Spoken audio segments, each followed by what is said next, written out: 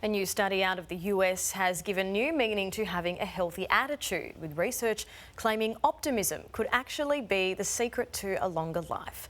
Researchers found optimists have greater odds of achieving exceptional longevity, living to 85 and beyond. Let's bring in Dr. Joe Kostrich for his take on this one. Joe, the study found expecting good things to happen can play a key role in longevity. As a doctor, have you seen how a positive attitude can affect health? Yeah, interesting work, Jerry, and I think it's always important to say at the outset that a lot of these studies are what they call associative. So they haven't found a mechanism as to how or why being positive might be associated with living longer. But look, we see in health, I think we see in all forms of life, that if you go in with a positive attitude, it is beneficial. It doesn't guarantee results. For example, a football side that runs onto the field expecting to win is not guaranteed to win, but certainly a better chance than if you go out expecting to lose. And people with health, those who expect to recover. Look, a couple of things. Number one, it gives them a better frame of mind. The other thing is if you expect a good outcome, you might be more likely to do the things that lead to a good outcome. So you might follow advice, you might do things that help you get better. So, look, short answer is there is something in it. It's not a miracle cure, though. I mean, one theory is that optimism promotes other healthy behaviours, as you say, but the impact of negative emotions like anxiety and stress could really factor in. It affects your whole body, really, something like that.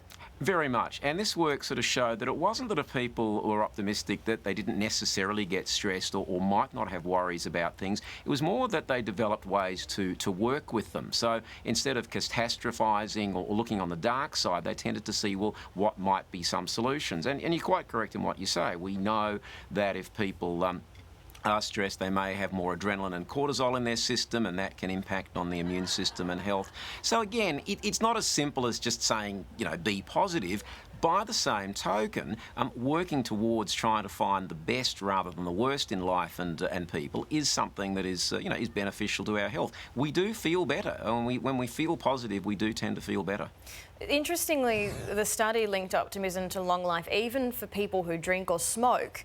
But I'm guessing that doesn't make it a suit of armour against bad behaviour, or does it? No. Look, there is no suit of armour. But what it does say is that health and our well-being is comprised of multiple facets. So sure, if you smoke, you shouldn't. It's not good for you. If you drink too much, the same. It's not good for you. But we do know that there are people who do all the wrong things and live to 100. There's not a lot of them. But what it says is that the more things that you can do that are good for your health, so eating sensible diet, not eating the processed foods, drinking water, having a positive outlook, not smoking, doing some regular exercise, each of those is going to be helpful. Being optimistic doesn't come naturally to all of us, but the good news is that the study found you can learn to become more optimistic. What are some ways that we can do that? Look, there were two key things that they suggested. I think they're very simple. Number one is keeping a gratitude journal. So every day write down 2 or 3 things to be grateful for. For example, rather than complaining that somebody up the road makes $5 more than you, maybe think, gee, I'm lucky to be in a country where I'm making probably 90%, more than 90% of the world's population.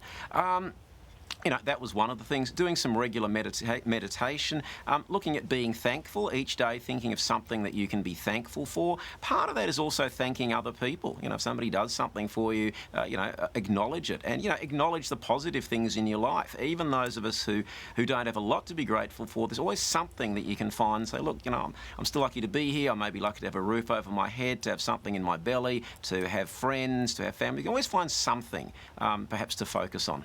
So you're making a lot of sense there, Dr. Joe. It's first world problems, really, isn't it? Look, it is a little bit. And certainly when we hear people grumble here, I'm not saying that people don't have problems, they do. But, when you think on a global scale, we do remain very, very blessed to live in this country. We do indeed. We do indeed. It could be a lot worse. It could be indeed. Thank you, Dr. Joe. We will see you next time. Thanks, Jerry.